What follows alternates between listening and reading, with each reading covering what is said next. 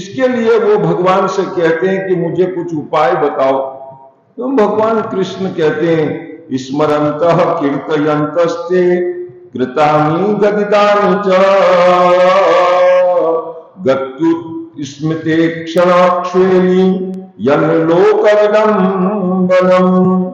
जो मेरे भक्त हैं वो मेरी छवि का स्मरण करते हैं मन में और कल्पना करके उस छवि को स्मरण करके संसार से मुक्त होते हैं। ये है स्मरण भक्ति। भगवान त्रिभंग ललित ललाम छवि से खड़े हैं टेढ़ी मुद्रा बना करके और बांसुरी बजा रहे हैं, मोर मुकुट धारण कर रहे हैं, मंद मंद मुस्कुरा रहे हैं और स्मित हास्य से ही सारे संसार को मोहित कर रहे हैं। उस छवि को ही देख देख करके लोग संसार से तिर जाते हैं। कुछ लोग उस छवि को गाते हैं और कुछ उसे भजते हैं और स्मरण करके संसार सागर से पार हो जाते हैं। ये दुष्टर माया को तरने का एक जहाज है भगवान का नाम। हरे राम राम राम हरे हरे हरे हरे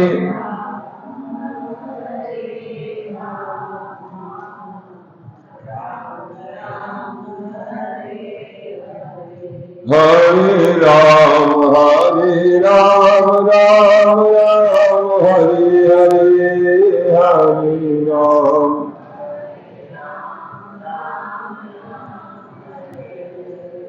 हरे राम राम राम हरे हरे हरे राम।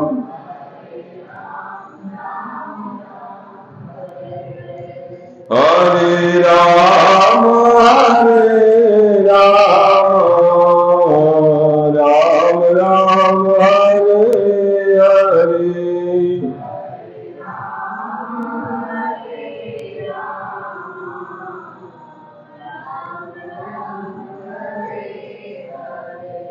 सारा युग धर्म परिवर्तित हो गया, व्यवहार कपटपूर्ण हो गया, वाणी झूठी हो गई, विचार गंदे हो गए, माया का लोभी जगत हो गया,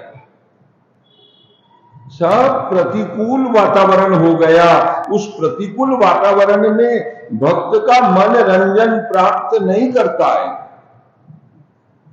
भक्त भी वातावरण से खुश नहीं है तो भगवान कहां खुश होंगे। शांति को प्राप्त करने के लिए सरल तरीका है कि भगवान के नाम का स्मरण किया जाए और उस स्मरण से आत्मा को आश्वासन मिलता है, सुख का आभास मिलता है। चारों तरफ गर्मी है और हाथ का पंखा लेकर के अगर कोई अपने शरीर पर हिलाता है तो थोड़ा उसको राहत मिलता है। तो चारों तरफ वातावरण दूषित है, लेकिन वो दूषित वातावरण में कोई राम का नाम लेता है तो उसको जरूर शांति प्राप्त होती है। ये राम नाम का पराक्रम है, भगवान के नाम का पराक्रम है। इसलिए महात्मा लोग कहते हैं राम राम बोलो मन हरे राम बोलो रे राम राम बोलो मन बोलो बोलो बोलो मन हरे राम बोलो रे बोलो बोलो भटकत भटकत बहु दुख पायो भटकत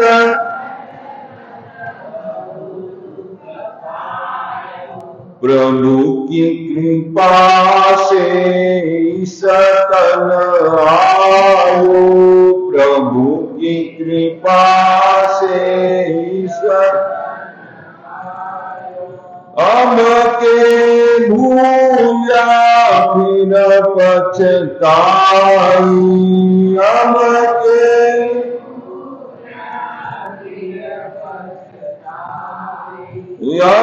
के भूया फिर पछताई हम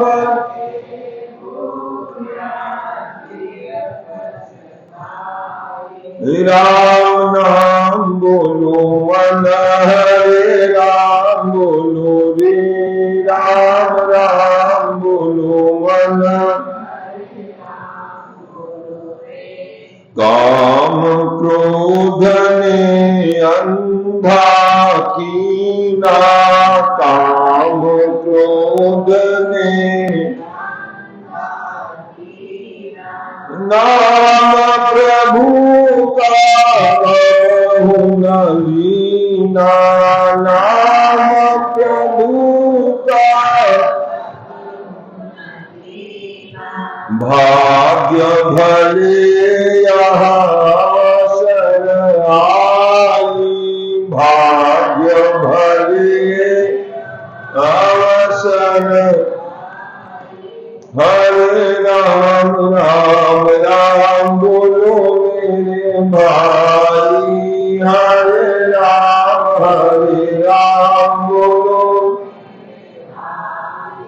मनुष्य जन्म की यही कमाई मनुष्य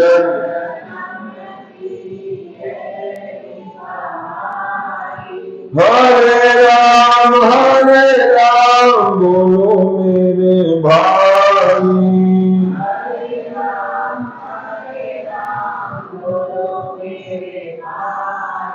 मात पिता झूठा परिवार मात पिता जो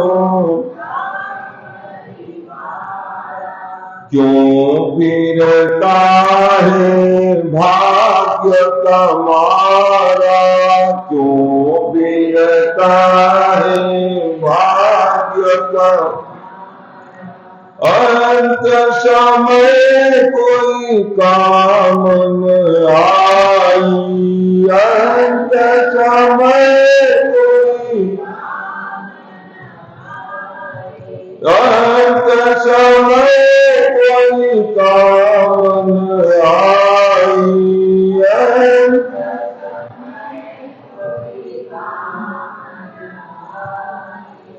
हरे राम बोलो मेरे भाई हरे राम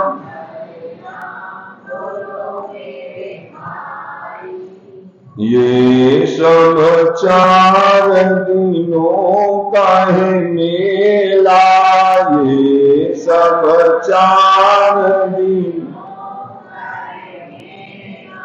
प्रभु के नाम का भर लो जी थेला प्रभु के नाम का जी भर लो प्रभु के नाम का भर लो जी थेला प्रभु के नाम का जी भर संग चलेगी यही कमाई संग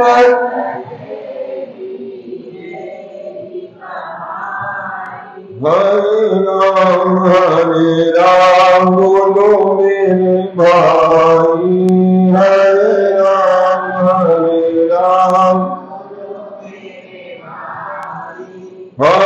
राम हरे राम बोलो मेरे भाई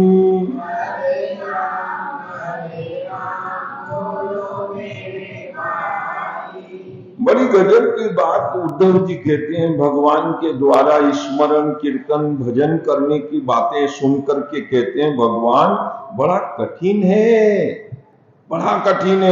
त्यागो अयम दुष्करो भूमन कामा नाम विषयात्म भी सूतराम त्वयि सर्वात्म भन्न भक्ति रीति में मति ही। महात्मा भी कहते हैं, परमात्मा भी कहते हैं, शास्त्र भी कहता है ये सब सपना है और एक दिन कोई अपना नहीं है। ये सब ज्ञान की बातें हैं, लेकिन ये मन है कि ये इस दुनियादारी को छोड़ना ही नहीं चाहता है। खरा सहारा जगत का ही महसूस होता है, असली आसरा जगत का ही महसूस होता है, और भगवान सहारा नहीं बन पाता है। माया छूटती नहीं मन में से।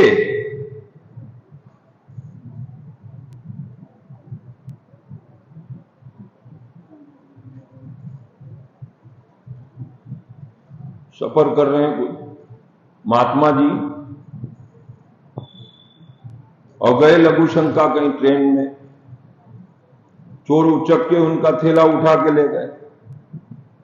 अब भगवान का भजन करने वाले महात्मा है, लेकिन वो थैला ढूंढा तो थैला नहीं मिला।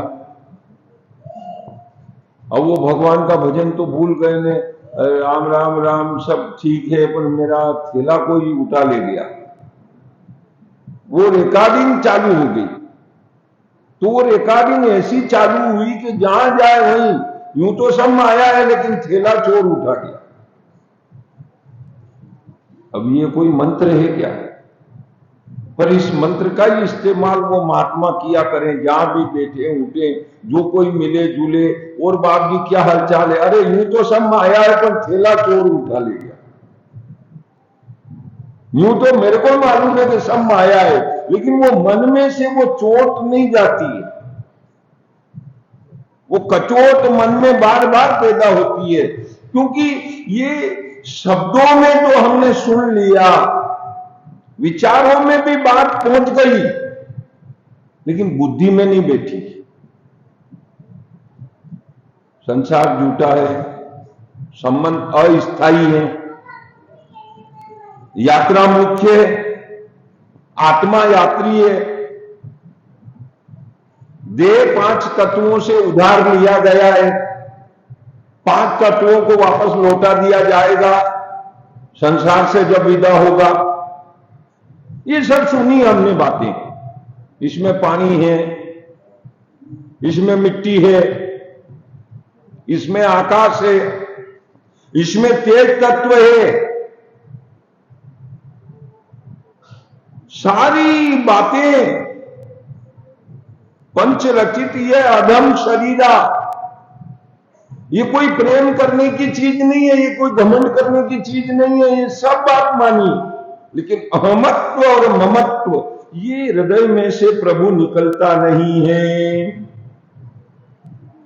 सोहम ममाहमीति मूढ़मती निगारः त्वन्मायया विचितात्मनि सानुबन्धे त्वदञ्जसा निगदितं भवता यथाहं संसारयामि भगवानुषाधिभृत्यम्।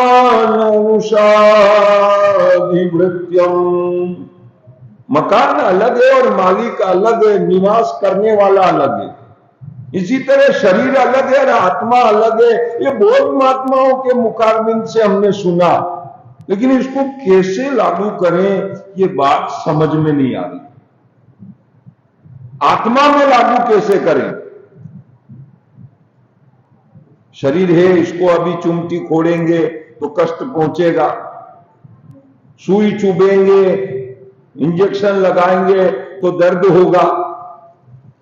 अब बुद्धि को मालूम है कि ये शरीर का इलाज हो रहा है, कोई आत्मा का इलाज नहीं हो रहा है। लेकिन आत्मा से इसका जो मोह है, लगाव है, अहंकार है, ममता है, इसको महात्मा कैसे अलग करते हैं वो बात हमें समझ में नहीं आती। हम प्रवचन बहुत सुनते हैं और ज्ञान भी बहुत रखते हैं कि ये संसार एक झूठा आकर्षण है, और जो इस झूठे आकर्षण में उलझ जाता है उसका जीवन व्यर्थ चला जाता है। कितने ज्ञान हमने सुना और महात्मा समझाते हैं, ये जग एक मुसाफिर खाना, ये जग एक मुसाफिर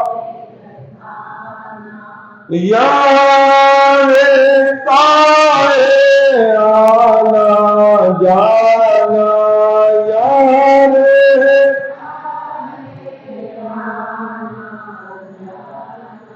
सत्संग से फिर नहीं आना, सत्संग से फिर नहीं। दास मुझ की कहीं अरजी, दास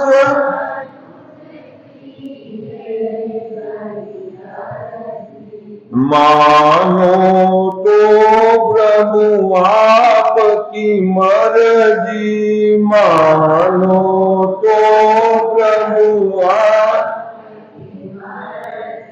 प्राण करूं तब दर्श दिखाई, प्राण करूं तब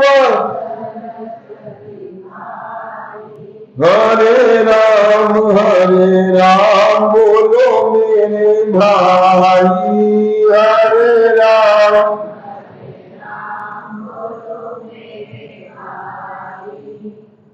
बड़ा मिला जुला वचन कह रहे हैं। सत्यस्य ते स्वदर्श आत्मन आत्मनो अन्यम वक्तारमीश विबुधेष्वपि नानु चक्षे सर्वे विमोहित दियस्तव मायये में ब्रह्मादयस्तनुगतो बहिरर्थ भावा। भगवान का नाम बहुत सत्य है, साक्षात है और चमत्कारी है। अब उसको जपना चाहिए तो अपने को चमत्कार और सत्य और प्रकाश सब अनुभव हो, आनंद का अनुभव हो नाम जपने से। पर जैसे ही नाम जपने बैठते हैं और ख्याल माया के शुरू हो जाते हैं, कल्पना जगत की शुरू हो जाती है। और जो खा चुके वो खाया हुआ बिगड़ गया, जो बोल चुके वो बेकार हो गया। अब उसका स्मरण करने से क्या मतलब कि आपने क्या खाया और क्या बोला, बोला वो तो बीत गई ना बात।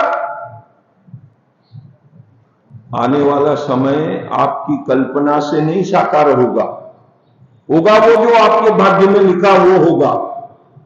पर ये कल्पना करना मन मानता है क्या? ये नहीं मानता है, या आगे की भी सोचता है और ये पीछे का भी वापस लौटता है। ये नहीं मानता है कि ये सब व्यर्थ है। एक प्रेजेंट में रहो, फ्यूचर में मत जाओ, पास्ट को मत विचारो और एक प्रेजेंट में रहो। अब एक प्रेजेंट में तो बिल्कुल निर्विचार अवस्था है, एकदम शांति है। तो उस शांति में ये मन रहता कहां है? पिछली 5 मिनट पहले क्या हुआ उसको मनन मत करो, 15 मिनट बाद क्या होगा वो मनन मत करो। अभी क्या है वो देखो। अभी एकदम शांति है शरीर में और एकदम स्तब्ध नीरव, एकदम अनंत शांति। पर ये अनंत शांति रहती कहां है? स्थायी नहीं रहती है, ये वापस अशांति हो जाती है, फिर से विचारों में जाता है। भगवान ये मन नहीं मानता, वो मन तो है केहि विधि कर समझाओ, वो मन तो है केहि विधि कर समझाओ। घोड़ा हो ये लगाम लगाऊं, घोड़ा हो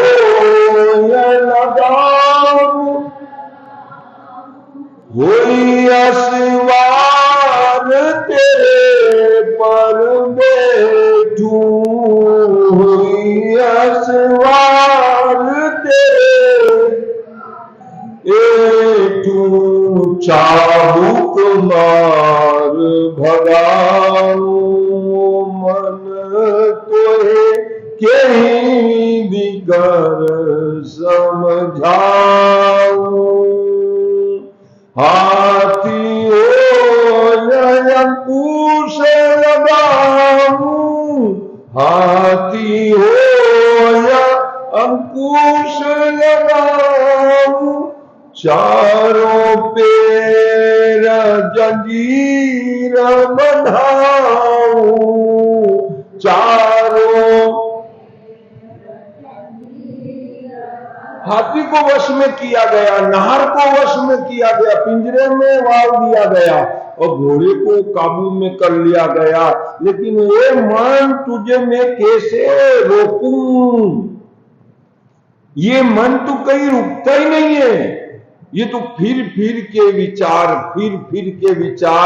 व्यर्थ के विचार और व्यर्थ का चिंतन, व्यर्थ के सपने और व्यर्थ की कल्पना मन लगा ही रहता है। ये बड़ी कठिन भरी बात है। अब कैसे, सबको पता है ये शरीर जाएगा। इतने लोग हो गए अपनों से पहले दुनिया में, वो कोई कायम नहीं है। यहां मुनि जी महाराज कायम नहीं है, विनोदी राम जी महाराज कायम नहीं है, मुमुक्ष राम जी महाराज कायम नहीं है, रामदास जी कायम नहीं है, तो आप कहां से कायम रहेंगे? नई काया वाले हो जाएंगे, पक्का है।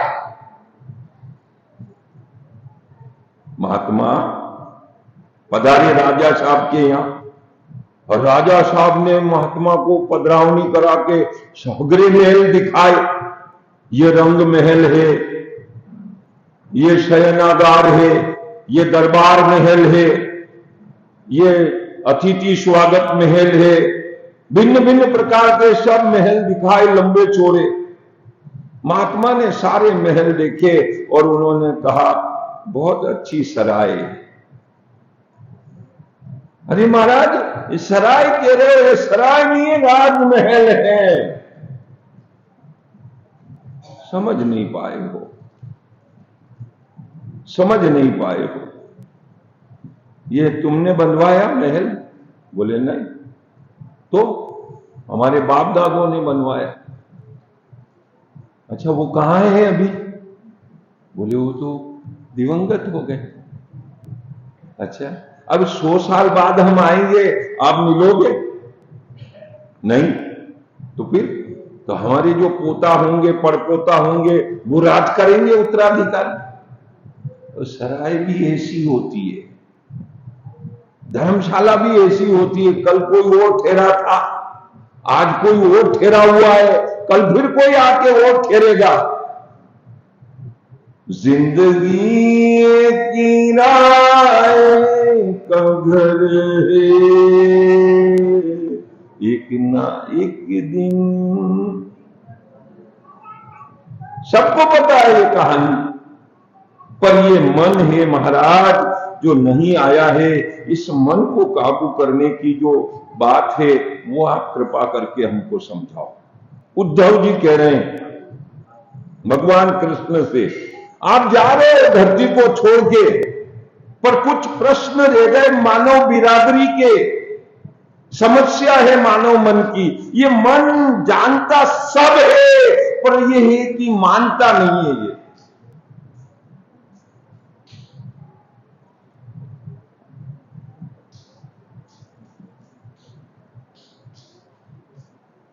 छोटे बच्चों को कहें चॉकलेट एक लेनी चाहिए, उन्होंने कहा हाँ एक ही लेनी चाहिए।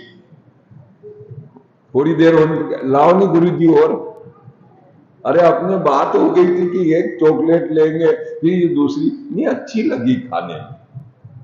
अरे तो बार बार नहीं खाई जाती है ना।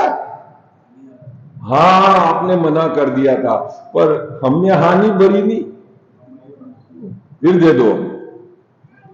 वो तो आपकी बात है कि दो नहीं खाना चाहिए, अब हमारा मन तो कि बार बार खाना चाहिए। उस वाली कथा यहां निर्मित हो रही है। ये कह रहे हैं अर्जुन जी कि भगवान ने कहा, संतों ने कहा, महात्माओं ने कहा, और अनवरत सदियों से यही होता आ रहा है, और हमारे समाज के बीच में भी यही हो रहा है। जवान भी मर जाते हैं, बच्चे भी मर जाते हैं। कोई बूढ़ों का ठेका थोड़ी कि बूढ़े ही मरेंगे। न जाने कौन कब कहां से चल पड़ेगा। शमशान तो सुना ही नहीं रहता है। हाँ, लो साहब, तो ये चली रही है अनवरत धारा। तो भगवान ये जो स्थितियां हैं, ये मन को क्यों नहीं याद रहती है? ये मन बार बार इन चीजों को कैसे इग्नोर अवॉइड कर जाता है? इसको ध्यान क्यों नहीं लेता है? इस बुद्धि को स्थिर ज्ञान होना चाहिए, ये तटस्थ ज्ञान, मजबूत ज्ञान होना चाहिए मन में।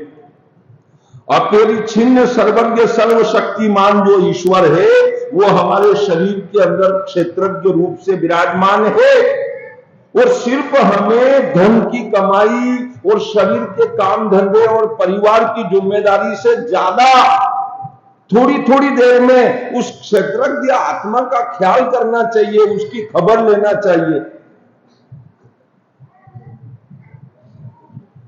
पिताजी का कर्तव्य, माताजी का कर्तव्य, घरवाली का कहना करना पड़ेगा, बच्चों की डिमांड पूरी करनी पड़ेगी, ब्याही सगों का ध्यान रखना पड़ेगा, जो कोई रीत भात है समाज की वो भी करनी पड़ेगी। तो इस आत्मा की भी तो चिंता मन को होनी चाहिए ना, कि ये कैद पड़ी है आत्मा इस शरीर में कहीं है।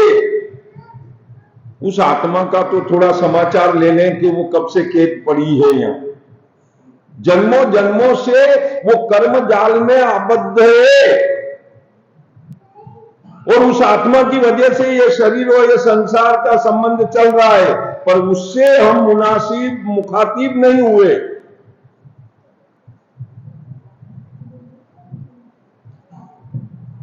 जिस्म और रूह का अजीब रिश्ता है। जिस्म और रूह का अजीब रिश्ता है कि जिंदगी पूरी गुजर गई मगर तासीफ न हुई।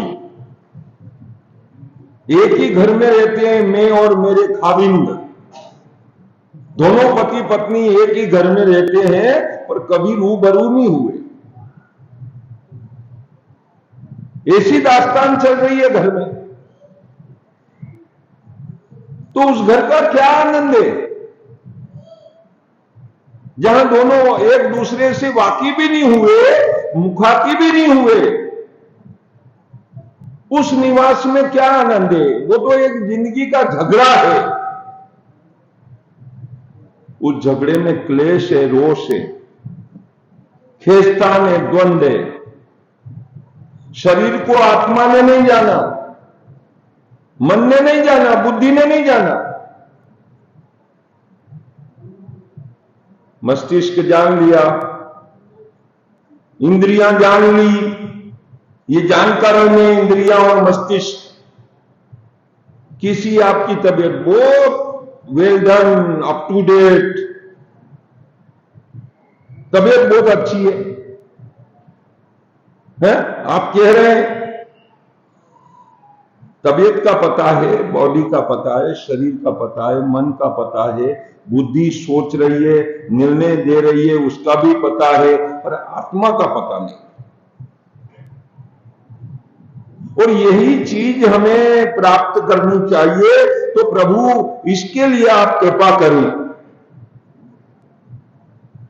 हर पल मर रहे, हर श्वास ये कहता है ये जीवन अनमोल है, बीत रहा है ये श्वास, ये सारी बातें हैं, लेकिन प्रभु ये मन नहीं मानता है। भगवान कहते हैं आत्मनो गुरुरात्मेव पुरुषस्य विशेषतः यत् प्रत्यक्षानुमानाभ्याम श्रेयो सावनुमिन्दते।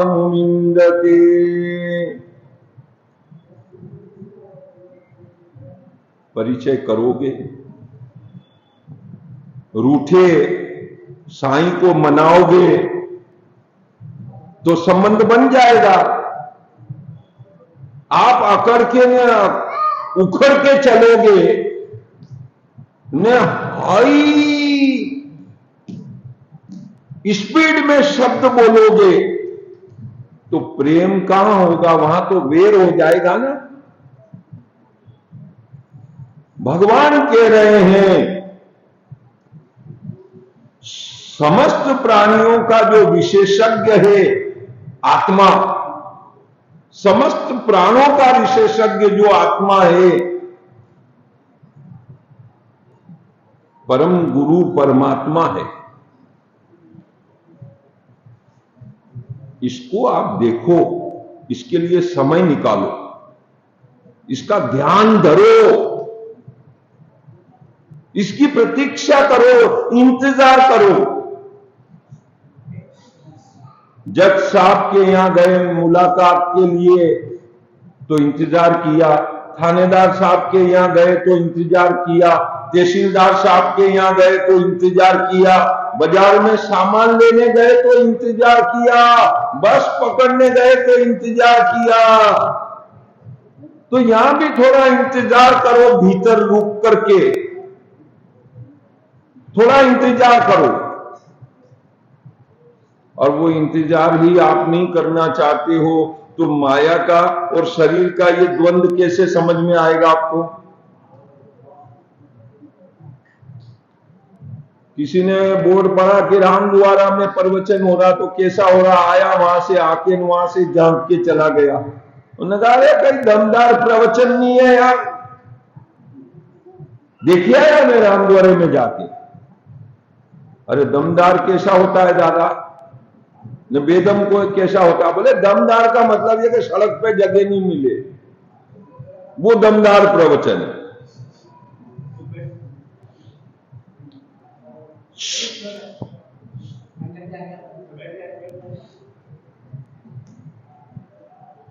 जहां तक लोगों के अपने दृष्टिकोण का मतलब है भीड़ से,